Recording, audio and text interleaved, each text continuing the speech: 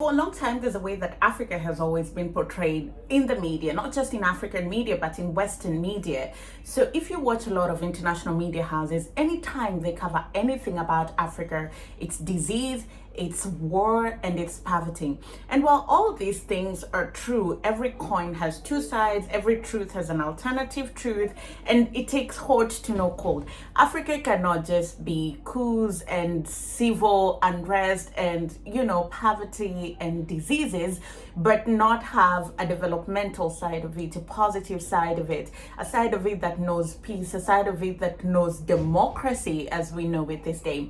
And so growing up, there's that perception that we, even Africans, had about other African countries. But it's even worse when you get out of Africa, because there are people who've grown up outside of the continent, particularly say people from the diaspora or Black Americans who have very little knowledge about Africa, and everything they know about the continent is consumed from mainstream media. And unfortunately, mainstream media is not the biggest champion of Africa in an objective manner. And here's what Kevin Hart had to say about it. When something about Africa is talked about, is normally bad, is normally violent, is normally something about the country or something that just happened where a disease broke, and it's never good. So your perception is what people have forced you to believe. Well, hello guys, welcome to another episode of our sit downs. My name is Indira Ganga. I am a business journalist by profession, and I am also a digital content creator. You can catch me on my YouTube channel at Ondiro Ganga, where I do stories on diaspora relocation to the continent. And you can also catch me on social media at Ondiro Ganga on Facebook, Instagram, and also on Twitter. Now, today I want us to discuss the other side of Africa that the media does not show you, and why there has been a systematic agenda by Western media to portray Africa in a certain type of way. I used to find it very cliche when people would say something like, "Oh my God, I'm so impressed. You guys have roads, you have infrastructure." I'm like, yeah, I mean, where did you think we were living? Where did you think we were living? It's not all bush, right? People would say things like, "Oh, so are there lions roaming on the streets?" Or how come you can afford a ticket to fly out? Or how come you can afford some of the luxuries that you have?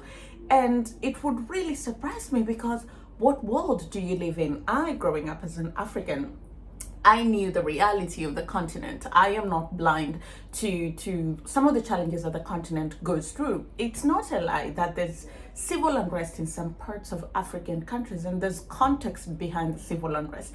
That is very true. It's also very true that we really struggle when it comes to politics rather, and leadership, and putting the right kind of people in office, but also the people that we put in office doing right by us and upholding some of the promises that they made to us. That is just not an African problem. That's a global problem. America can attest to it with both Trump and Biden and Kamala Harris. France is having its own set of problems. Britain has changed leadership so many times the world has lost count, because politics is just that tricky. But the way it's covered on the continent is very different from the way it's covered in other parts of the... Okay, now let me even get into it, because I wasn't going to get into it. Britain has changed leadership how many times in the last 3 years?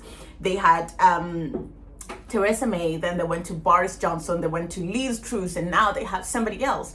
But the way it's covered with so much delicacy and fragility, and it's almost like they're doing the right thing. Trust them, they know what they're doing. If it would have happened in Africa, the headline would have been instability in country XYZ and all that kind of stuff. Like, they don't know what they're doing, they keep changing their leadership, don't go to that country, it's unstable, I am also not blind to the fact that some African countries are not as developed, and we can go back into the history of colonialism. In as much as we have misappropriated some of our funds, there's also a history behind why many African countries are not as developed.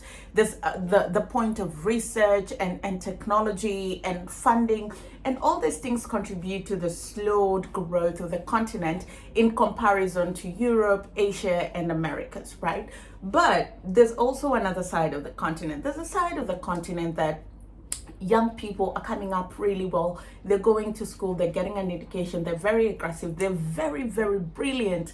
People are starting businesses, people are leveraging on technology to provide modern day solutions to daily life challenges. You know, there's money coming into the continent, both from the diaspora and just from the locals working and building up the economy. And there are places in the continent that have extremely good infrastructure. Namibia has good roads. If I am to test for anything, is that the roads in Namibia and the country, most of the country has good roads. So in as much as some other African countries struggle with infrastructure, some African countries have good infrastructure.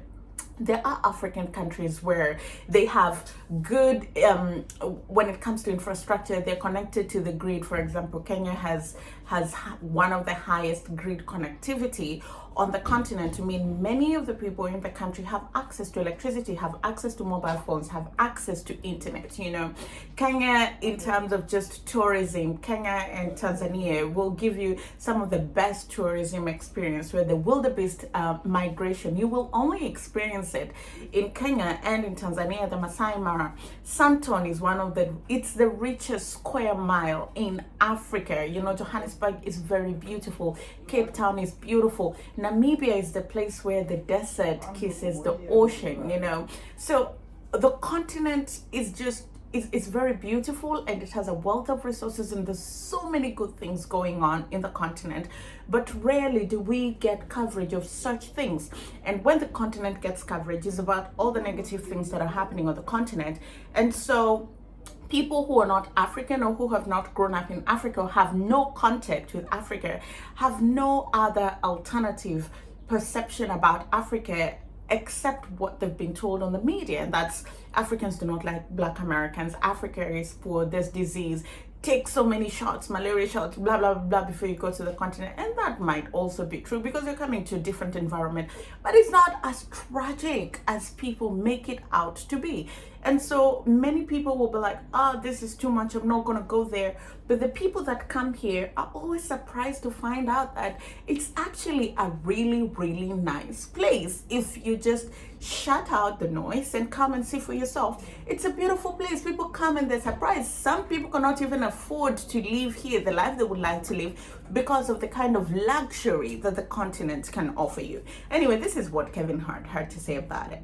They don't show the beautiful picture of Johannesburg on the media. They don't show a beautiful picture of Cape Town on the media. Durban, I've never seen anything beautiful about Durban. When people show things in the media, they're always shown in the negative light. So when something about Africa is talked about, is normally bad, is normally violent, is normally something about the country, or something that just happened where a disease broke, and it's never good. So your perception is what people have forced you to believe. So until you get the heart to go, I'm going, I want to see for myself, you don't know. So all I know is what the news says. So in my mind, I'm like, hey man, I'm not trying to go over there and get kidnapped. Okay? Like it's a reality. It's not me saying it to hypothetically say it. I'm saying from what I've seen. And then I go and I see an amazing city. We're blown away by seeing fans, by seeing people that are like, yo, we love your music. Why not show us that? You know, why not show the entertainers that love to give back, that love to embrace their fans, that love to be a part of charitable things? Why not show us the amazing stuff that's over here? So when we get here, we see for ourselves, and then our senses are enhanced to where not only do we want to come back, but we want to come back and we want to be involved with things that you have going on. But until we get the heart as artists and we spread that rumor ourselves, we don't know. And to be honest, we're a community. That's how I ended up coming over. I know Nicki. I know Beyonce. I know Jay-Z and all. I talked to them. Hey, guys, is there anything to worry about? Guys, should I get these shots? They told me to get the shots. Do I need the shots? This was a big thing for me. I'm not lying. Like, I literally called several people. When I called people, I had people track down people that were from Cape Town, from Johannesburg. And I talked to them. Hey, man. Am I going to get bit by a mosquito and not be able to come back? Kevin, what are you talking about? You sound ignorant. No, you don't need nothing like that. It's the same. You're going to come over and you're going to be shocked. And I was like, I know, but they said I need shots. Do I need these shots? No, but I'm repeating what I've heard. I'm repeating what the media has forced me to believe. So now that I'm here, I'm like, this is ridiculous. I don't need shit. I'm fine. It's a city. Like I feel like I'm in New York. I felt like I was in Malibu the other day. Like it's the same exact thing, and it's frustrating because it makes you guys, as the media, it makes me go to y'all and question y'all. You had the chance to put out the positive side of where you are and where you live. It's you that pushes out everything else. So when you really ask, what is your perception? My perception is what you made it. That's really the reality. And that's what the media never understands. The media looks and goes, why do you do this? I do this because you did it. It started with you. We don't get stuff from us just getting it. We grab it from you. And then the states go and amplify it. She just talked about a story about me getting beat up or something. I guarantee you it'll be on media takeout and whatever else within the next 4 hours in the States. But where did it start? It started here. Well, I don't think there's anything to add on that. I think it's up to us as media people, media personalities, both traditional and digital media, to go really hard on showing people the alternative stories on the continent, the places you can visit, the people, the food, the culture, the vibrancy of the continent, and the alternative side of the continent without trying to pretend that the challenges do not exist, right? It can be a challenging place to live, and it can also be a very beautiful place to live. I mean, in all honesty, America is the home of all dreams, but there's still homeless people on the streets of America. One does not negate the other. So if we're going to extend Europe and America the courtesy of saying it takes hot to no cold, then can we also do the same about Africa and say, okay, it's coming up, it has its own challenges, but there are good things that are going out there. And if you can go down there, visit, see what's happening there, and come and give us an honest assessment, I think that will go a long way in trying to change the perception about Africa. Also, I think it's just important to mention that there are content creators that are doing really well. Wodemaya is one of the content creators traveling across Africa, showcasing the beauty of the continent and the people of the continent. And through some of his videos, you get to realize some other African countries. Even as Africans, there's some other African countries that you had never thought of or never planned on visiting or didn't know much about their history and the beauty. And from seeing such videos, then you're like, this is something that I could really consider doing, or, maybe one of these fine days I could plan a trip and go there. But that said and done, if you're part of the diaspora community or you are Black American and you want to visit Africa, please do not hesitate to do your research and book a trip and come and be the judge for yourself. Do not let the biased and cataract perception of Western media dictate how you perceive Africa for the rest of your life.